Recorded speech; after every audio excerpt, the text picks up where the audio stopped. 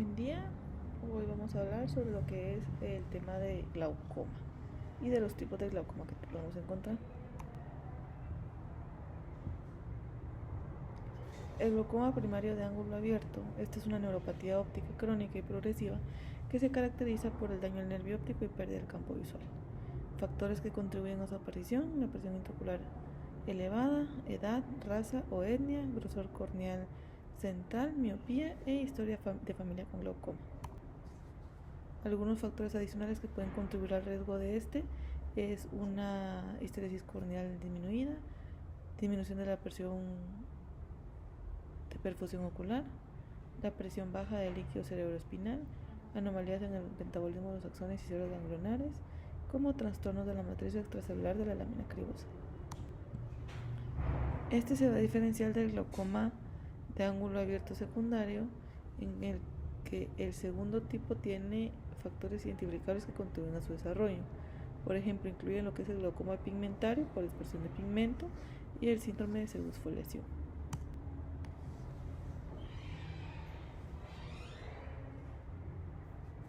Generalmente va a ser indoloro, progresivo y de inicio insidioso.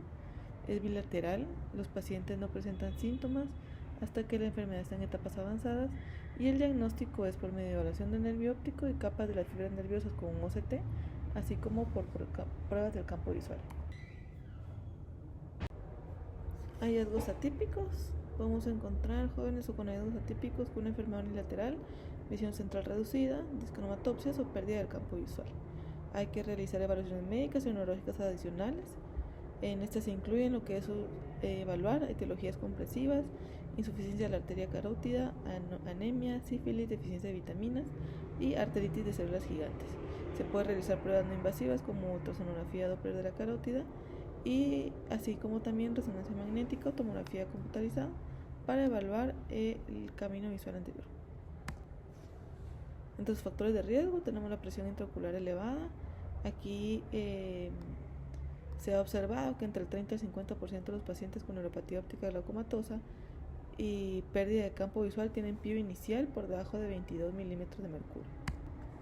Esta PIO puede fluctuar considerablemente durante el día, lo que implica que una sola medición de la PIO no es suficiente. Se debe valorar también lo que es la presión intraocular diurna, ya que es un factor independiente de riesgo para una progresión del glaucoma. También tener en cuenta lo que es el espesor corneal central, ya que estas córneas más gruesas pueden dar lectura a PIOs más altas y córneas más delgadas pueden subestimar la PIO. En adultos es de aproximadamente 525 a 550 micrómetros, pero según varía, raza y etnia. También factor de riesgo, la edad avanzada. Se puede incrementar el riesgo si tenemos familia con antecedente de glaucoma y pues en el caso de la miopía, que es un factor de riesgo, puede complicar el diagnóstico debido a la distorsión de la evaluación del nervio óptico y la posibilidad de que la degeneración retinal miópica cause alteraciones del campo visual. ¿Qué otras enfermedades podemos asociar a esta patología? Diabetes, hipertensión, baja presión de la perfusión ocular, o sea, se define como la presión diastólica más un tercio de la presión sistólica menos la PIO que tenemos. Otros que podemos asociar puede ser la apnea del sueño, trastorno tiroideo, hiperlipidemia, migraña, baja presión del líquido cerebroespinal y fenómeno de Raynaud. Entre sus características clínicas, tiene un inicio insidioso. En la mayoría de los casos la pérdida de la visión comienza de forma gradual y no presenta síntomas hasta etapas avanzadas donde la visión central puede verse afectada. Y entre su diagnóstico, OCT nervio óptico y pruebas del campo visual, FDT, y que nos ayudan a complementar estos estudios. La tonometría es una herramienta esencial para evaluar la PIO. Se debe hacer gonioscopía y monitorizar la progresión del glaucoma, evaluando siempre estos cambios que puedan haber en la gonioscopía. Un paciente sospechoso de glaucoma se caracteriza por la apariencia del nervio óptico o capa de fibras nerviosas que sugieren glaucoma sin defecto del campo visual. Ya cuando hay un defecto del campo visual sin alteración correspondiente en el nervio óptico, se puede también tener historia familiar de glaucoma y PIO elevada sin daño al nervio óptico. Los pacientes con estos hallazgos deben ser monitorizados periódicamente mediante evaluaciones del nervio óptico y pruebas de campo visual para detectar cambios progresivos. La hipertensión ocular. Un ojo hipertenso va a tener una PIO por encima de los 21 milímetros de mercurio, teniendo en cuenta que no va a haber daño en el nervio óptico ni en la capa de las fibras nerviosas.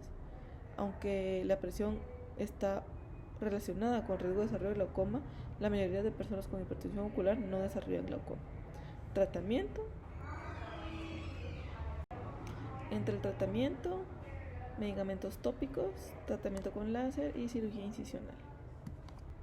El glaucoma de tensión normal tiene usualmente presiones menores de 21 con factores de riesgo, ya sean como migraña, síndrome de Raymond o hipotensión sistémica. Puede haber asimetría en el daño, en lo que es en el daño del nervio óptico. Y en casos asimétricos el daño suele ser más severo en el ojo donde tiene una presión intraocular más alta. Pueden haber hemorragias en el disco óptico, defectos en el campo visual. Su diagnóstico diferencial, drusas del disco óptico y neuropatía óptica isquémica. Para su diagnóstico es similar como el glaucoma primario de ángulo abierto. Se debe tener una historia médica para ver si no hubieron hemorragias sistémicas, infarto de miocardio o shock, y una evaluación de la biomecánica corneal, ya que la córnea fina podría subestimar la verdadera presión intraocular.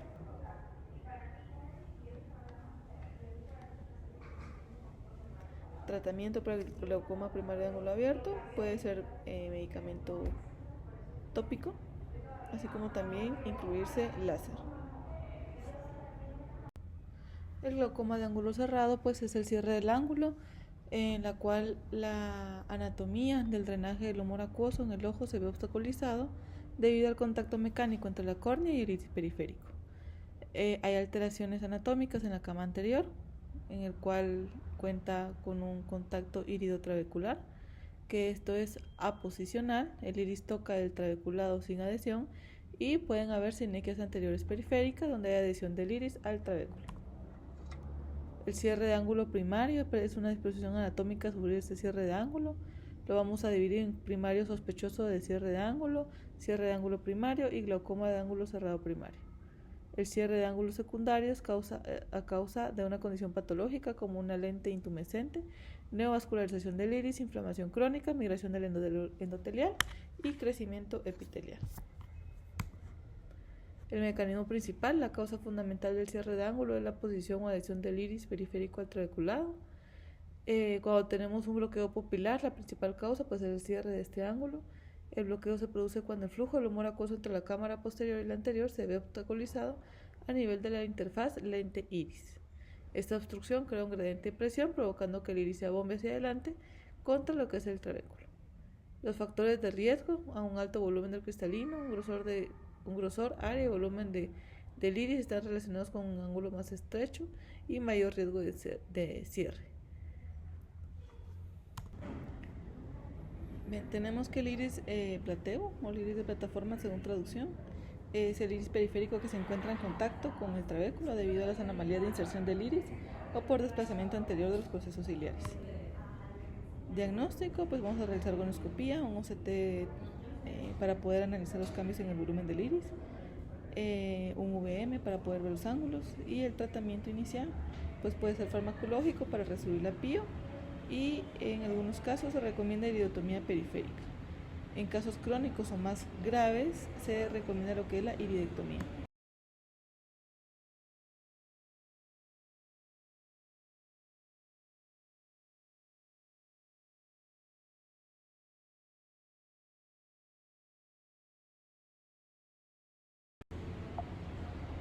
Hay fármacos que nos pueden provocar un cierre de ángulo, en los cuales tenemos antidepresivos, ansiolíticos, antiespasmódicos urinarios o fármacos gastrointestinales, relajantes musculares y antieméticos. El uso de estos medicamentos puede inducir una dilatación pupilar, lo que incrementa el riesgo del cierre angular en pacientes con ángulos potencialmente ocluibles. El manejo en el glaucoma de ángulo cerrado, pues tratamiento estándar, la iridotomía periférica láser. Alternativas en casos graves, cataracectomía, donde el paciente tiene una pío elevada mayor de 30, se extrae lente intraocular, aunque esté clara, y hay una disminución o hay una liberación del ángulo. En cuanto al tratamiento médico, se puede usar análogos de prostaglandinas y medicamentos para reducir la pío.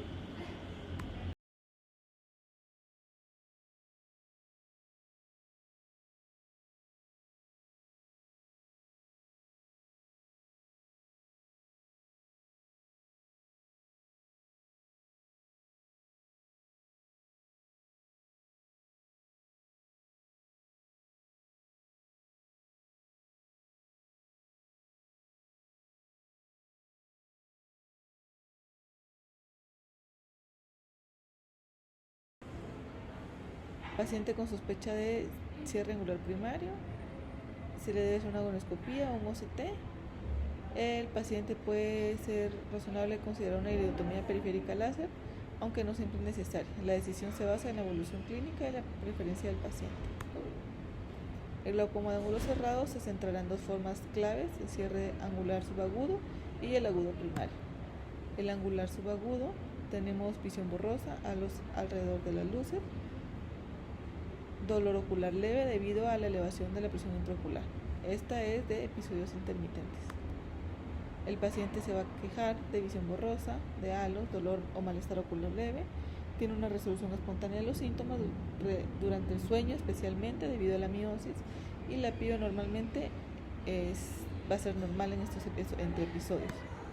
Para el diagnóstico, agonoscopía, hay que ver el ángulo estrecho con o sin sinequias posteriores. El manejo, pues es igual, el enfoque de reducir la pío y evitar el cierre angular, y realizar un IP láser. El cierre angular agudo primario, hay dolor ocular severo y dolor de cabeza, visión borrosa, pupila dilatada irregular, edema corneal epitelial, congestión de vasos episclerales y cámara anterior superficial y aumento del fluorado póstumo. Los signos clínicos: elevación significativa de la pío, pupila midriática irregular y no reactiva, edema corneal y congestión vascular. ¿Qué vamos a hacer? Una agonoscopía y una agonoscopía dinámica para ver si el cierre es reversible o irreversible.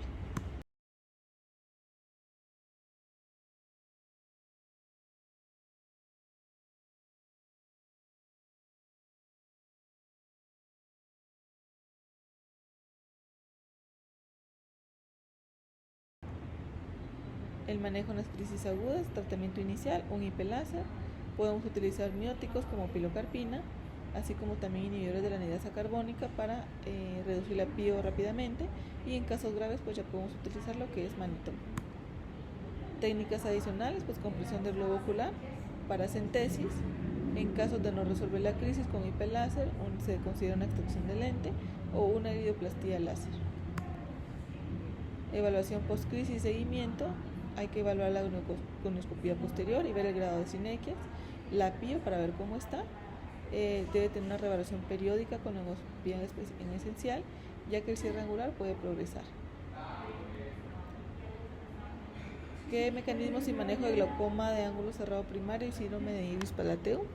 Esto pues tenemos que es un mecanismo más complejo que involucra la configuración anómala del ángulo anterior. Se asocia con una inserción anormalmente anterior de los procesos ciliares, lo que empuja la periferia del iris hacia adelante y cierra el ángulo.